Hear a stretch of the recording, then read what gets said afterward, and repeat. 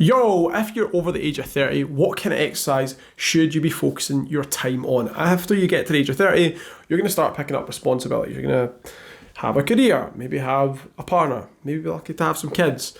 And if you're over 40, 50, then maybe you're caring for your parents. Maybe you've got grandkids.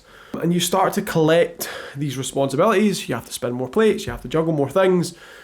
And when it comes to yourself, the time and energy starts to get smaller and smaller. So in your 20s, you have a lot of time to invest in your health and your fitness.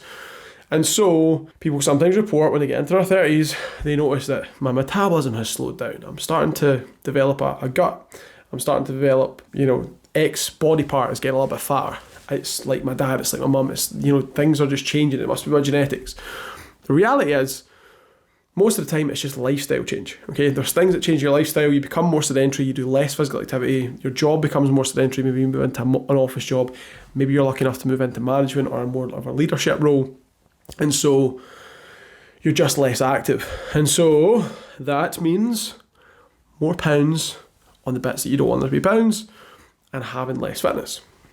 Now, the question that you probably want answered, or hopefully you want answered, is where should I invest the time that I do have? What kind of exercise should I do? The key thing to focus on at first is actually managing to get back into consistently doing exercise. So the first thing there, the first pillar, if you like, is enjoyment. You have to find something that you're going to enjoy.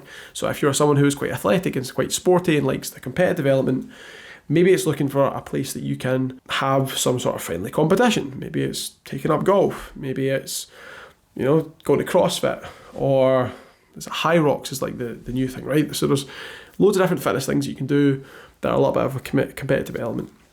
Maybe you hate exercise, right? This can be normal as well. Some people just don't really like physical activity. It's not their jam.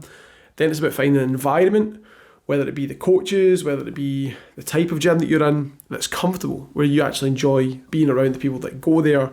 Maybe it's, training with a friend, training with colleagues, something like that. It's just making it more than just the exercise. So, firstly, getting consistent, you're going to have to enjoy it. Or you're going to have to get something in the short term, because yes, you might be there because you want to lose some weight, because you want to improve your confidence, because you want to have more energy, because you want to get stronger, because you want to improve your body in the long term.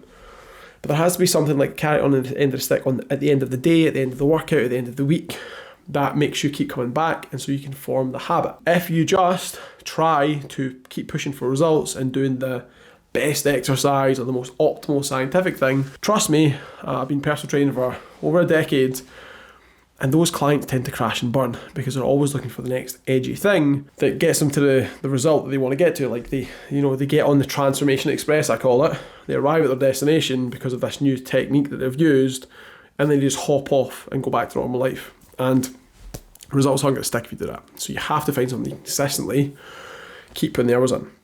So that's the first pillar, enjoyment. After that, then we can get into a little bit of scientific nitty-gritty. And this is what I do when I build programs for people. I call it doing like high output exercise. Just a fancy jargony way of saying doing exercise that gives you the most return, you personally, per minute of exercise that you do. So sports science has pretty much, got a conclusion on this. If you're over the age of 30, the best return per minute is going to be some form of resistance training, some form of progressive resistance training. So you are working with your body weight or weights, and you're trying to do an extra rep or lift some more weight. Now, some people find this style of training extremely boring. Right? I love it, and a lot of the clients I work with enjoy it, because you get stronger and you feel like a badass because you lift heavier weights. So you can do cooler calisthenic things. You can do a chin up, you can do a flag, all that kind of stuff, right? Some people don't enjoy it. Now, when we go back to pillar one, if you don't enjoy it, you're not going to stick it, so it doesn't matter.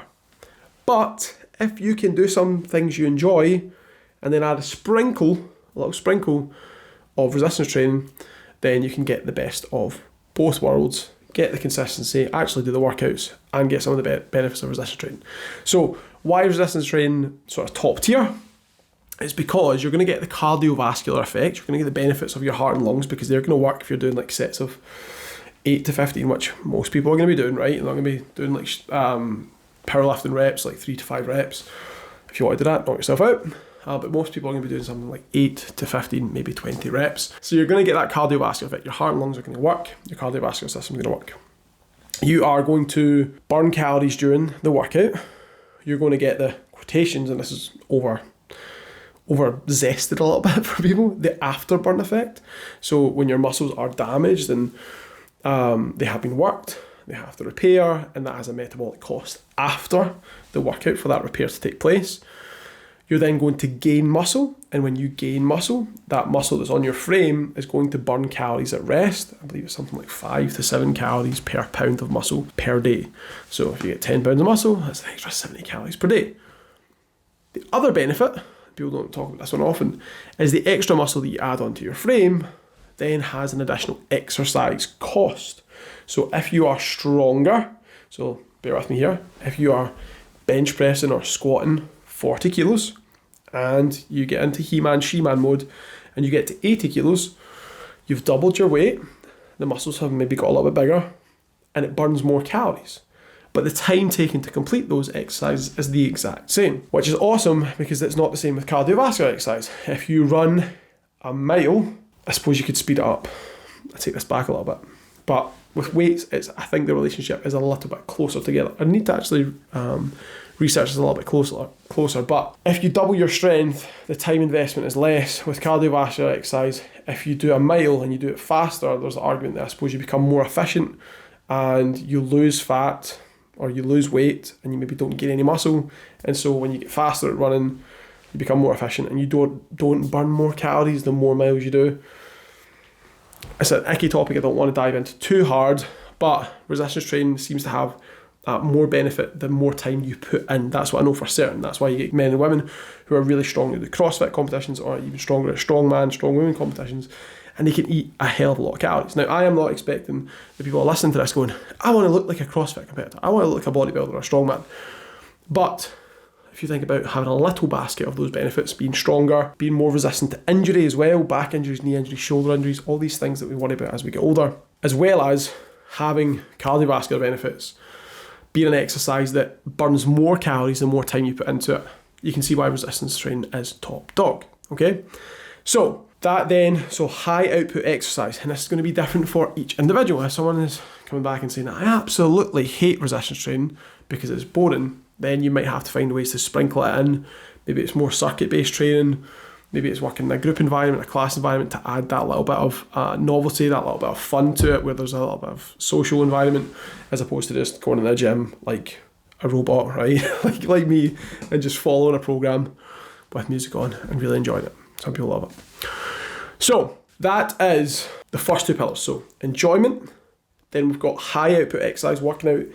The exercise is going to give you the most benefits per minute put in.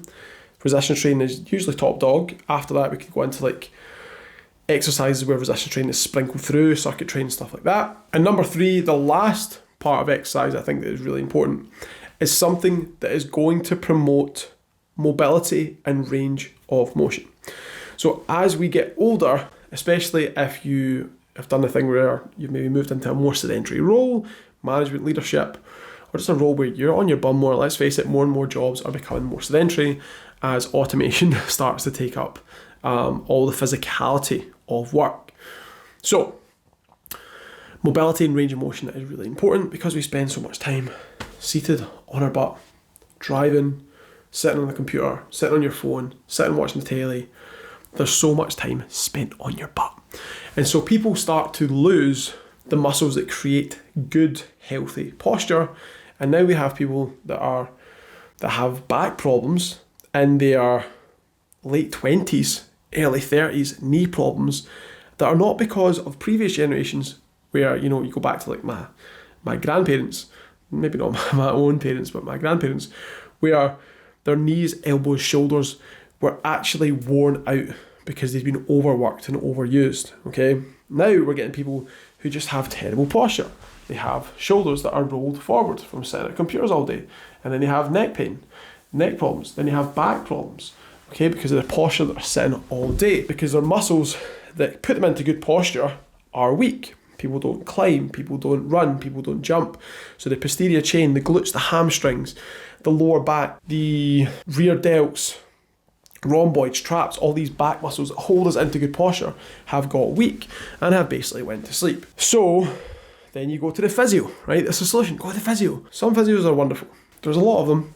They're not so wonderful. That's just my experience. Maybe that's just because of the way they're taught or whatever. They are mainly just seen as how can we remedy the issue. And there's also part of this where they give the advice and the client doesn't take it and just likes getting the relief. I'll explain this. So you have a back problem in your 30s and your 40s and your 50s, and you go to the physio and they say, hey, like your lower back is actually quite weak, your core's quite weak, your glutes are quite weak.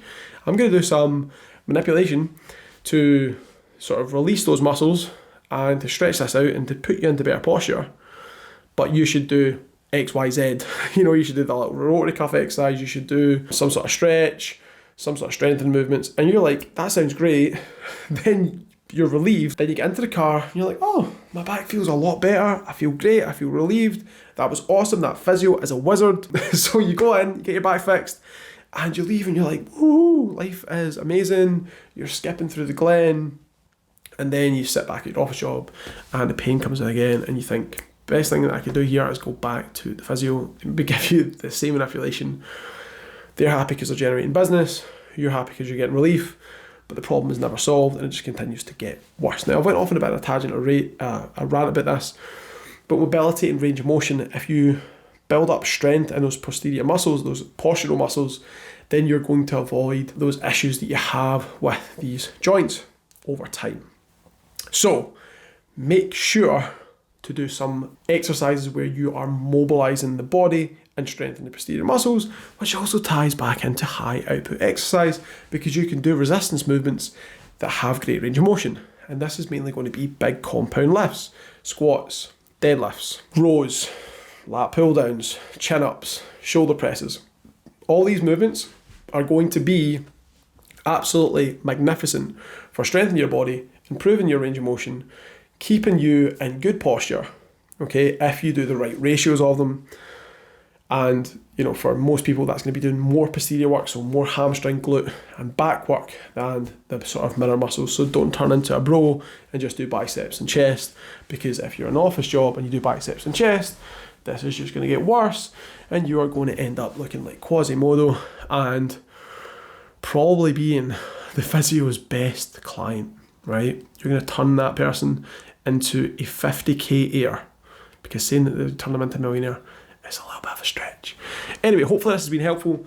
If you're looking for the exact type of exercise that you should do if you're over your 30s, just think of these 3 key things. Number 1, you have to enjoy it, because if you don't enjoy it, you won't stay consistent.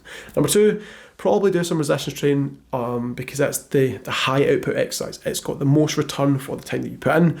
If you don't love resistance training, then find a way to do some of it by finding an environment or people that you enjoy doing it with so that you can get some of it in. Number 3, do stuff that improves your range of motion and improves the strength of your postural muscles, so your back, your glutes, and your hamstrings. And that ties in with number 2, cheeky of me, by doing resistance training that's mainly compound lifts that have got full range of motion, remaining deadlifts, squats, lunges, overhead press, back work, okay, some sort of rows and stuff. Do those things, you'll have a strong body that can serve you for a longer time, and you won't just be focused on getting results and getting out of here and leaving fitness. You'll think of it as part of your life, it'll be habit forming, and you'll be strong for many years to come. Anyway, hope you enjoyed this. Catch you later.